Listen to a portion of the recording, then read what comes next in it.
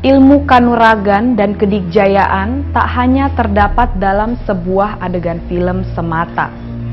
Zaman dahulu, terdapat banyak jawara yang memiliki kesaktian yang digunakan untuk melawan para penjajah. Ilmu yang mereka miliki terbagi atas kekuatan hitam dan putih. Kekuatan hitam cenderung membakar emosi sehingga menciptakan ambisi untuk membuat kejahatan yang merugikan. Sedangkan kekuatan ilmu putih bersumber dari kitab suci dan syariah. Di salah satu bangunan yang kini tak terawat, konon kerap terjadi pertarungan antara jawara beraliran hitam dan putih.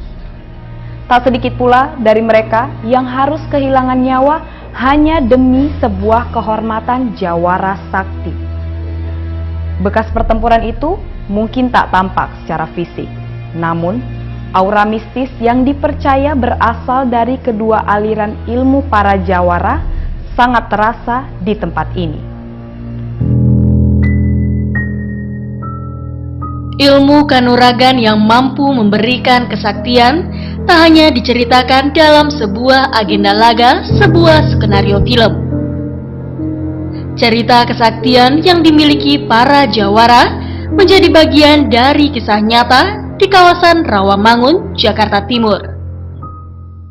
Di kawasan ini, ilmu dikdaya para jawara terbagi menjadi dua, yaitu hitam dan putih.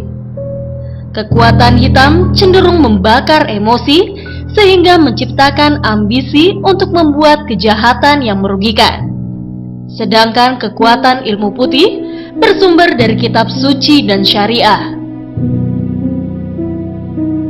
Bangunan yang tampak rusak dan tidak berpenghuni ini menjadi saksi bisu zaman para jawara beradu ilmu membuktikan kesaktiannya.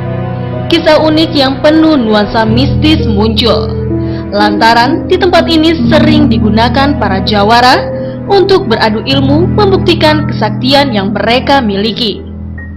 Tak jarang jawara yang mengalami kekalahan pun harus kehilangan nyawanya. Kalau dulu di sini kejadian itu waktu saat kita kecil dulu kita cuma hanya dengar dari segelintir orang-orang yang ada ya. Tapi kita mastiin pun masih kurang terlalu percaya nggak percaya. Tapi saya terus terang percaya. Karena dulu kan sistem namanya jawara.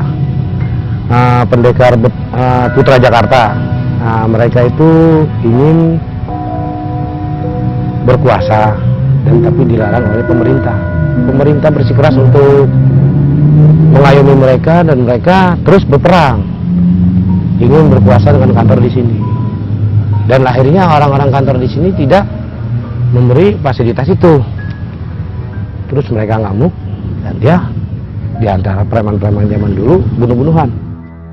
Nuansa mistis sangat kental terasa di sekitar bangunan. Bahkan energi dari ilmu para jawara dapat dirasakan perbedaannya. Di sekitar bangunan yang tidak terpakai ini, aura ilmu hitam bisa terdeteksi dengan panca indera.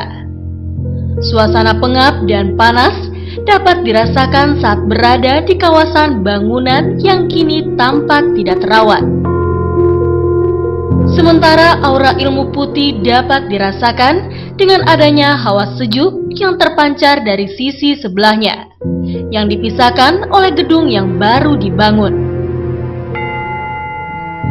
Tidak hanya pancaran energi dari sisa pertempuran para jawara, makhluk gaib pun dapat dirasakan di beberapa sudut.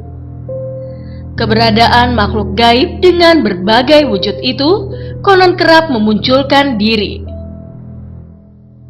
Seorang wanita dan sosok kakek tua sering menampakkan diri dan seolah memberikan tanda jika merekalah sosok penguasa hitam dan putih. Makhluk gaib yang mendiami kawasan itu beberapa kali merasuki warga yang sedang bekerja membangun gedung di sebelahnya. Peristiwa kerasukan yang tidak hanya sekali terjadi itu seolah ingin menunjukkan bahwa makhluk gaib itu ada dan keberadaannya tidak ingin diganggu oleh manusia. Itu pun ada, tapi dia nggak mengganggu, dia membantu kita. Dan dia cuma hanya bahwa saya ada. Saya percaya kalian ada, tapi Anda menjaga tenaga kerja kita jangan terlalu sedikit diisengin atau diganggu. Beri dia semangat. Karena dulunya dia sosoknya juga orang sejuta umat lah. Perempuan dan lelaki. Wujudnya yang sering menampakkan gitu Pak. Dia seperti kayak orang Belanda. Keberadaan makhluk gaib memang menjadi bagian dari kehidupan manusia yang juga bagian dari ciptaan Sang Penguasa Kehidupan, Tuhan Yang Maha Esa.